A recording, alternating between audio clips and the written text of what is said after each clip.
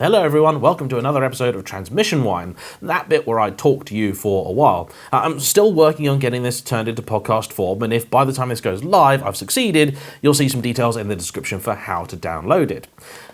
This year and last, I've been trying to feature as many electric cars as I can. I am a fervent card-carrying petrol head, but I certainly don't want to deny the appeal of an EV. In fact, I recently drove a Tesla Model 3 Performance, which is actually what prompted this particular video, and I really genuinely enjoyed that experience.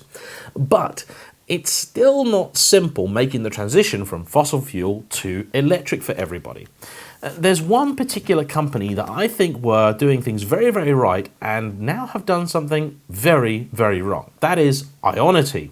I recently made a video which became a bit of a hit for me about the problems with electric cars, and chief amongst those, as far as I'm concerned, is the massive variance in prices paid for electricity. It goes anything from sort of free to about 40 pence per kilowatt hour. Now, if you want an equivalent in petrol terms, that's anywhere from sort of free to say about £2 or £3 a litre for your petrol. Again, there are so many variables, it's very difficult to be specific, so forgive me if any figures I quote in this video are not perfect, but these things change so often, it's difficult. But I'm beginning to give you a rough idea as best I can. Now, there are a lot of people out there, particularly current EV owners, that think that this is all simply not a problem. And they say, oh, but I charge at home and I get my special rate electricity and I don't know why you'd ever bother using one of these stations. Well, that's great. And maybe it's not a problem for you, but it can be a problem for other people. Take myself. I travel all over the country. I never know exactly where I'm going to be. So more often than not, I am at some point going to be at the mercy of a public charging point. And so it is of great interest to me how much those are going to charge me. Ionity looked like it was going to be a big step forward.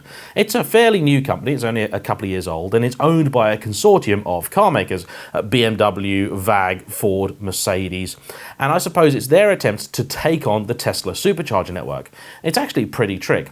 All of the stations that I've visited have multiple charging points, and they can charge your car at up to 350 kilowatts. To put that into context, most other fast chargers are only about 50 kilowatts. So whenever you see people announcing these sort of new, crazy, interesting hypercars, like the Lotus Evija, stuff like that, in order to get the charging times they're often quoting, you need one of these stations. Up until recently, there was only, I think, one in the country. Now there are several, and there are going to be many more. There are currently just over 200 in Europe, with about 400 planned in the very near future. The locations that they had in the UK, there's one in Milton Keynes, one in Gretna Green, and a few others elsewhere, also meant that they were actually very, very useful hubs. Now, those are on big roads, so if you're traveling, you kind of find yourself probably going near or close to those things anyway, so they sort of made a lot of sense for those of us that do a lot of miles in our electric cars. The charging scheme that they used to use, I think, was actually pretty fair. It was a flat rate, £8 per charging session. That was pretty good. It meant that even something that's pretty inefficient, like the Audi E-Tron that I recently reviewed, could still do relatively decent fuel economy versus a fossil-fueled car. However, they've recently made a big change. They've gone from being a per session charge to a per kilowatt hour charge. So they're going to charge you for how much electricity you actually take. That I think on the face of it seems very fair. However, the problem isn't what they've done. The problem is how much they're charging. Let me give you an example. Your home electricity, like what I'm paying, you're probably paying something around 12 pence a kilowatt hour, depending on the tariff you have. Polar Plus customers, I think, pay about 15 pence per kilowatt hour if you use one of their chargers. Tesla will charge you about 24 pence per kilowatt hour for their supercharger network. Ecotricity, the sharks that have their points in most of the motorway services in the country, they're 39 pence per kilowatt hour. And even if you're in a relatively economical car, like for example the Kia e-Niro, that means that you're still paying, if you use obviously only Ecotricity, the same as you would with a relatively uneconomical diesel, doing about 40 odd miles to the gallon. Ionity are now charging 69 pence per kilowatt hour. It's about 79 cents if you're in the euro, and close to about 90 cents for those who use the American dollar. In other words, if I were to have, say, the Audi E-Tron, and I wanted to charge it at an Ionity station, I did that last year and it cost me £8. That same charge would now be £48.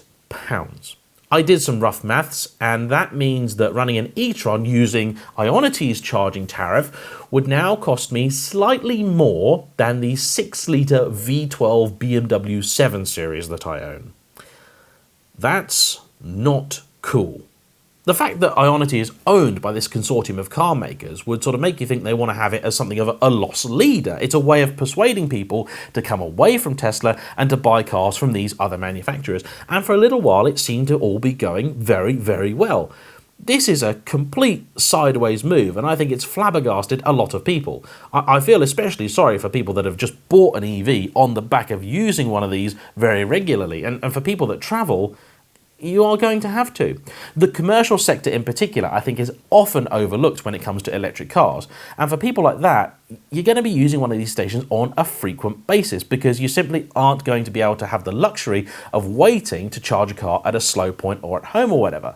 Now, somewhere like Milton Keynes, for example, the charging point is at a bus depot. There were taxi drivers there when I parked there last, and if they've just suddenly had their fuel costs go up by a factor of about like 6, yeah, I'm sure you can get your electricity cheaper at other stations, but the fact is, the way the EV network currently is in this country, you are something of a captive audience. If you need to charge at one of these points, it may be your only choice, and for that reason, this is just shameful. This should not be allowed to happen. And more to the point, from a business perspective, I don't understand why they're allowing this to happen. As far as I am concerned, these companies, BMW, VAG, Ford, Merc, them allowing this to be the case, they have basically said to Tesla, you know what, take the customers, we don't want them. I just don't understand. The Tesla, the product itself, is flawed, but is amazing in many ways. And the best thing about a Tesla, as far as most of the people that buy them are concerned, is the supercharger network. Having experienced the regular peasant charging network myself, I can see exactly why someone would buy a Tesla simply on the basis of having access to that. Ionity was supposed to be the golden child, our bright, shiny future, the thing that was going to get people like me into an EV. And in one fell swoop, they kind of made me look at things and go, why the hell would I bother? Anyway, that's enough from me for today. Another brief little video chat. Thank you for watching. Hope you've enjoyed today's topic. I'd love to know what you think. See you for the next one. Bye-bye.